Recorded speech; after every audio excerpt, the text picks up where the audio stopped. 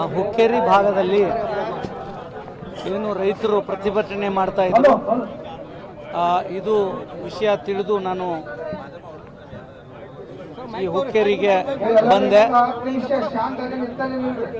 ಇಲ್ಲಿ ಅವರ ಮುಖ್ಯವಾದ ಬೇಡಿಕೆಗಳು, ಇಲ್ಲಿ ಒಂದು ಸುಮಾರು 7 ರಿಂದ 9 ಹಳೆ ಏತ ನೀರಾವರಿ ಯೋಜನೆಗಳಿದ್ದಾವೆ. ಅವು ಏನಾಗಿದ್ದಾವೆ, 20 ರಿಂದ 25 ವರ್ಷ ಹಳೇದಾಗಿದ್ದು, ಅವು ಮೋಟರ್ ಆಗಿರ್ಬೋದು, ಅದ್ರ ಕೆನಾಲು ಪೈಪ್ಸು ಅದೆಲ್ಲ ನಿರ್ವಹಣೆ ಮಾಡದೇ ಇರೋದರಿಂದ ಹಾಳಾಗಿರೋದು ಕಂಡು ಬಂದಿದ್ದು. ಇದು ಒಂದು ಒತ್ತಾಯ.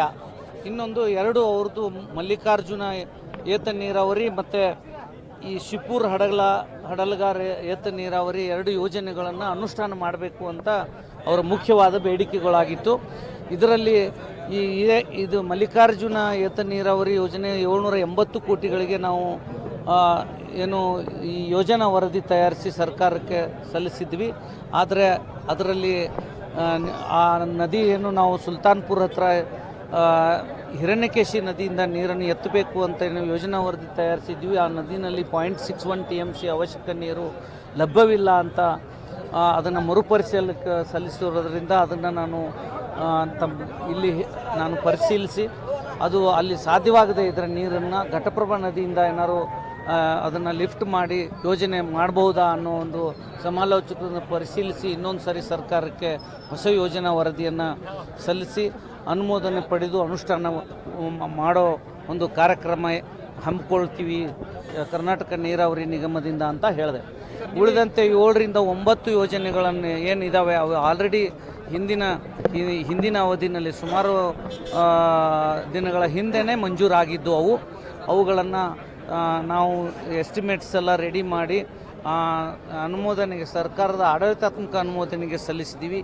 ಅವೆಲ್ಲ 1 ತಿಂಗಳ ಒಳಗಾಗಿ ಆಡಳಿತಾತ್ಮಕ ಅನುಮೋದನೆ ಪಡೆದು ಅವುಗಳನ್ನು ಟೆಂಡರ್ ಕರೆದು ಆ ಎಲ್ಲ ಏನು 7 ಹಳೆಯ ಏತ ನೀರಾವರಿ ಯೋಜನೆಗಳು ಇದ್ದಾವೆ ಅವುಗಳನ್ನು ಅನುಷ್ಠಾನಗೊಳಿಸ್ತೀವಿ ಅಂತ ಹೇಳಿದ್ದೀವಿ. ಸರ್, ಸುಮಾರು 90 ದಶಕದಿಂದ ಇವೆಲ್ಲ ಯೋಜನೆಗಳು ಇದ್ರೂ ಕೂಡ ಅವು ಸರಿಯಾಗಿ ಅನುಷ್ಠಾನ ಆಗಿಲ್ಲ, ಸರಿಯಾಗಿ ನೀರು ಬಂದಿಲ್ಲ. ಅಂದರೆ ಇಲ್ಲಿರ್ತಕ್ಕಂಥ ಅಧಿಕಾರಿಗಳು ಎಷ್ಟರ ಮಟ್ಟಿಗೆ ಅಂದ್ರೆ ವ್ಯವಸ್ಥಿತವಾಗಿ ಇದು ಮಾಡಿದ್ದಾರೆ ಅಲ್ಲ, ಇದು ನೀವು ಕೇಳಿದಾಗ ಅಧಿಕಾರಿಗಳು ಅಂತ ಅಲ್ಲ, ಅಧಿಕಾರಿಗಳ ಕೊರತೆ ಇದೆ, ಅದು ನಿಜ ಒಪ್ಕೋಬೇಕು. ಯಾಕಂದರೆ ಈ ಕಡೆ ಭಾಗದಲ್ಲಿ ಅಧಿಕಾರಿಗಳು ಹೆಚ್ಚಿನ ದಿನಗಳವರೆಗೆ ಇಲ್ಲಿ ಸೇವೆಗೆ ಬರೋದಿಲ್ಲ.